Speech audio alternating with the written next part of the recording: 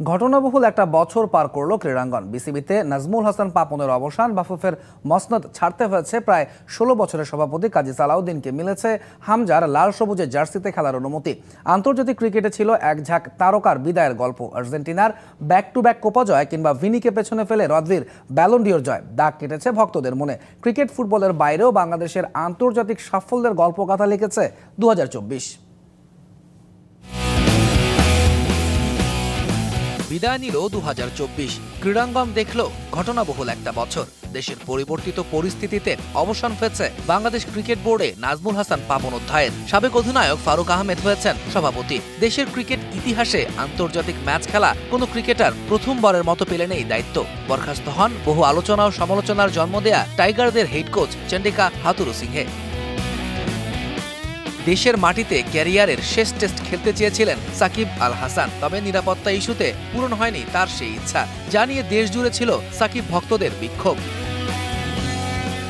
মাঠের বাইরের মতো ঘটনাবহুল ছিল টাইগারদের মাঠের ক্রিকেটও। পাকিস্তানকে তাদেরই মাটিতে ২ ম্যাচ টেস্ট সিরিজে হোয়াইট ওয়াশ করে ইতিহাস গড়ে শান্তর দল। ওয়েস্ট ইন্ডিজকে তাদেরই মাঠে ৩ ম্যাচের টি-২০ সিরিজেও ধবল ধোলাই করে বছর শেষ করে টাইগাররা। আর জাতীয় দল দেশে ফেরার আগেই দুবাইয়ে আবারও এশিয়া কাপ জেতে বাংলাদেশ অনূর্ধ্ব-১৯ ক্রিকেট দল।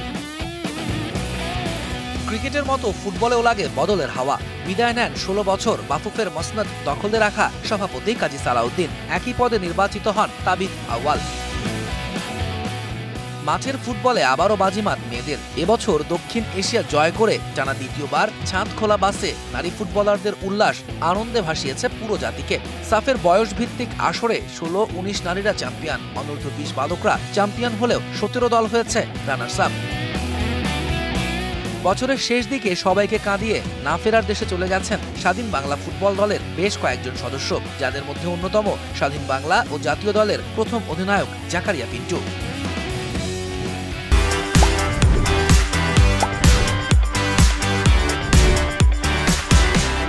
তবে বছরের শেষে সুখবর হয়ে এসেছে হামজা চৌধুরীর লাল সবুজের জার্সিতে খেলা নিশ্চিত হওয়ার খবর। ২০২৪-এ বাংলাদেশের দাবায় উঠে এসেছে নতুন এক নাম, মনন রেজানির। মাত্র ১৪ বছর ৫ মাস বয়সে হাঙ্গেরিতে আন্তর্জাতিক মাস্টার নর্ম পূরণ করেছেন নীর। পাশাপাশি এই বছর নীর জাতীয় চ্যাম্পিয়নও হয়েছেন।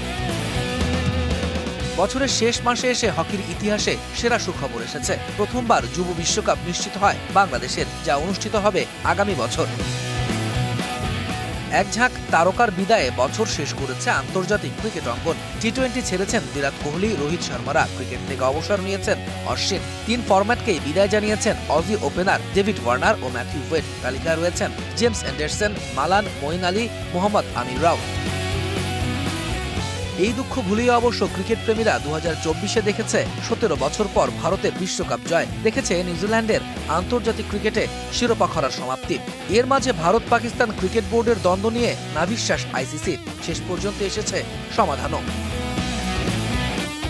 আন্তর্জাতিক ফুটবলে back to back Copa America জিতেছে আর্জেন্টিনা। টুর্নামেন্টে আনবিটেন থেকে তারা সর্বোচ্চ ১৬তম বারের মতো জিতে নেয় লাতিন আমেরিকার শ্রেষ্ঠত্ব।